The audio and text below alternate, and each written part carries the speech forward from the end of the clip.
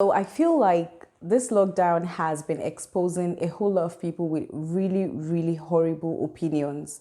Like when I say horrible, the horrible is in caps. I don't understand how somebody can just sit down or just carry their phone and just tweet that kind of nonsense. Because what's this saying, for God's sake?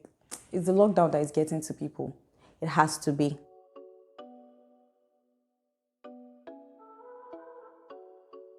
Hi, how are you doing? You're welcome to my channel. My name is Maimuna. Ha ha ha. Okay, so if this is your first time here, thank you for watching.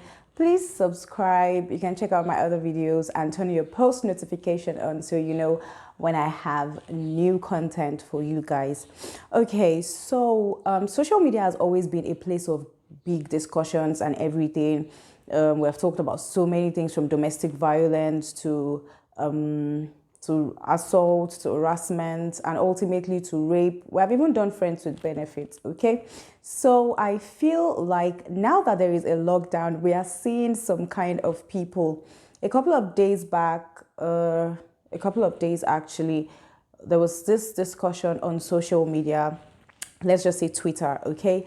There was this discussion on Twitter about rape and consent and the kind of things I was reading, the kind of tweets, the kind of replies I was reading from people.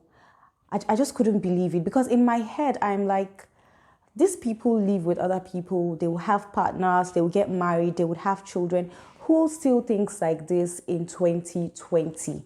I don't understand. Now, first of all, we have established that rape is a very hideous crime. It is a very bad thing to do. Nobody should go about raping women or raping men or raping children or whatever. We have established that fact.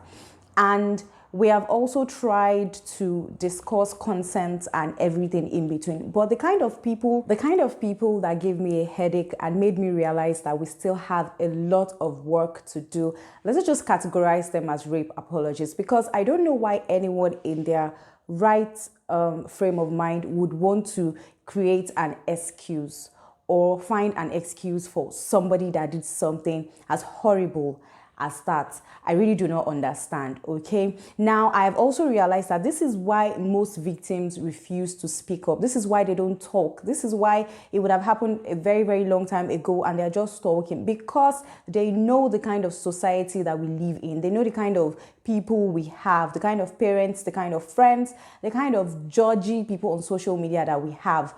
So they would rather, put the whole thing in and keep dealing with it, refusing to heal for several years, instead of coming out to talk about it, okay? So here are a couple of nonsense and ingredients, a couple of really, really disturbing replies or disturbing things that I saw on Twitter that day when people were talking about rape, talking about consent. As I cannot believe that in 2020 there are people that actually think that it is only strangers that are capable of raping people.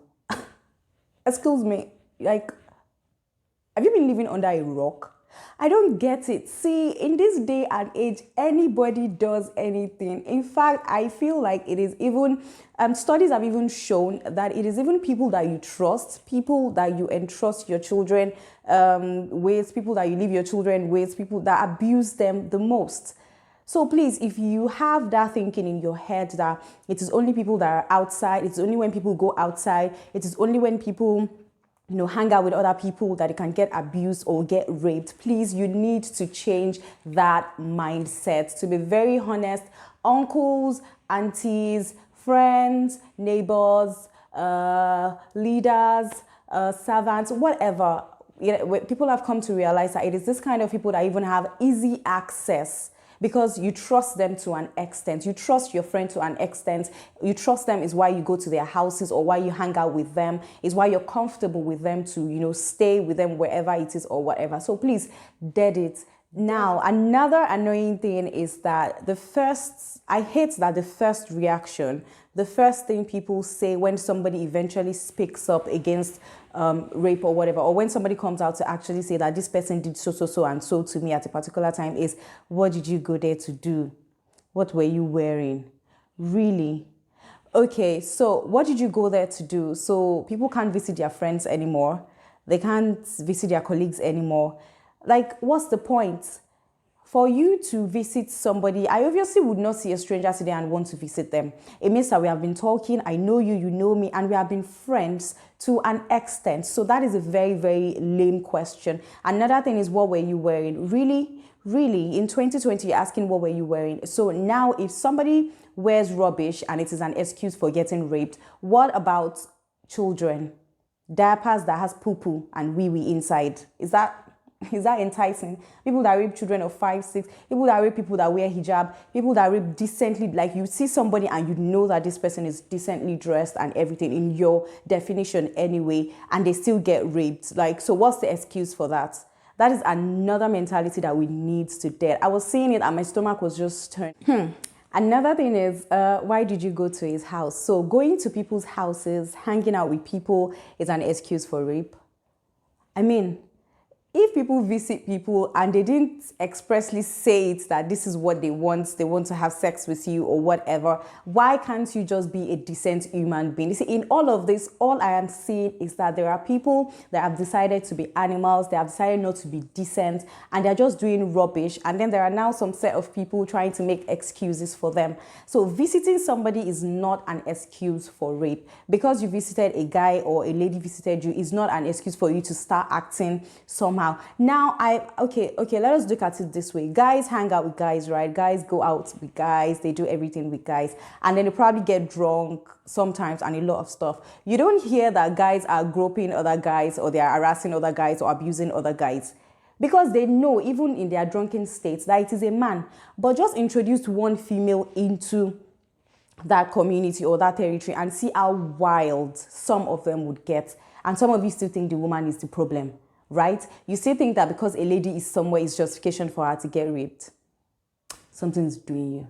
So this day and age, we are calling for normalizing so many things. See, it is fine if you have been standing somebody for a very long time, because in your face or in your opinion, they are good people, they've been good to you, they are nice people or whatever.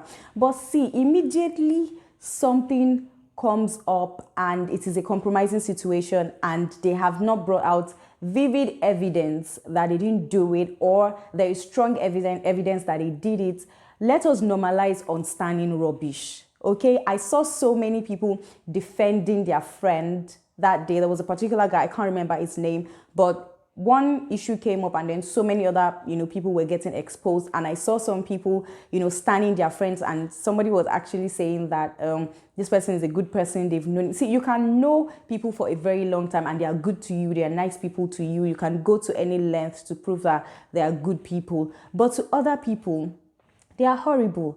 And there is nothing you can do about it. So please, let us normalize understanding people that are in that kind of situation. Let us normalize understanding rubbish in general. You cannot come and invalidate somebody's experience with another person because your own experience with them was good. Okay, you see, this last point took me off. Like, I went off. I think I just dropped my phone and I was just like, for a very long time, because in my head, I'm like, what? How dare you?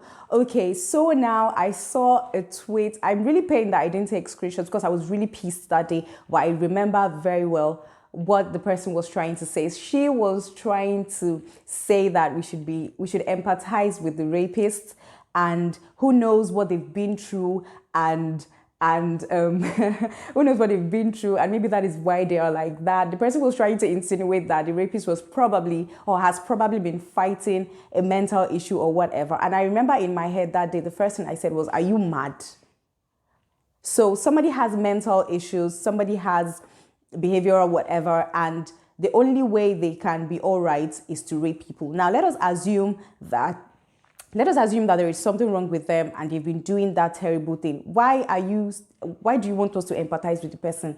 Why are you making an excuse for the person? The person has not even come out to say that he has mental health disorder or there's something fighting his head, but you are making an excuse for him. What kind of first-class rape apologism, let me use it that way, is that? I don't understand. See, there is absolutely no excuse for rape. If we all can be decent humans, if we all can be just good people, all these things we would not be doing back and forth. So quickly, friends with benefits. Okay, I had to really like observe the TL when people were the timeline when people were talking about this. I had to observe because, to be very honest, I didn't know anything about it. So for me to want to talk about it, I had to look at people that had experiences or people that know exactly what it is.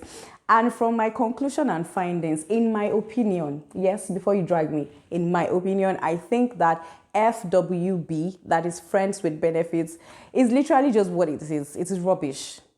Yes, because, okay, so you guys are not dating, you're not engaged, you're not married, but you have this friend that the only thing you guys just do is smash, like just have sex with the person over and over and over again. Well, not over and over again, but like, you know, whenever they want to do it or something. And I don't get it. Why? Like, why don't you just, even if you have to smash somebody or whatever, why don't you just like get somebody, just one person, your partner or something, and just do it? Now, the bone of contention in the whole FWB thing is people catching feelings. How will you not catch feelings? Tell me, how won't you catch feelings? You're sleeping with this person and that is like the only intimate thing you guys probably do, or the most intimate thing you people do. So what were you expecting? So, you don't want to catch feelings, but you want to keep doing stuff with this person. Are you that strong? You know, some people are very hardcore into this hard girlism or hard guyism, and they don't show it. They just do. Even if they feel it, they just dead it immediately. But if you know that any small thing, you're already on green light, the best thing for you is either to stay single and celibate, or get a partner if you have to do whatever it is you have to do. Friends with benefits, in my opinion, is not for the faint-hearted. It is for OE strong people that have hard rock hearts and cannot catch feelings. Anyway, that's just like the whole rant thing. I just wanted to get it off my chest, and I'm pretty sure that there are, you know, people out there that were also as mad as I was with this whole thing when it happened on Twitter. Please do not forget to subscribe if you haven't subscribed. Turn on your post notifications so that you can see more videos when I drop them. Check out my other videos, and I'll see you guys next time. Remember to stay safe, stay at home if you do not have to go out to work or to wherever. If you have to go, take very, very big protective measures. Take care of yourself, and I'll see you in my next video. What's wrong with me today? Nah, I don't know.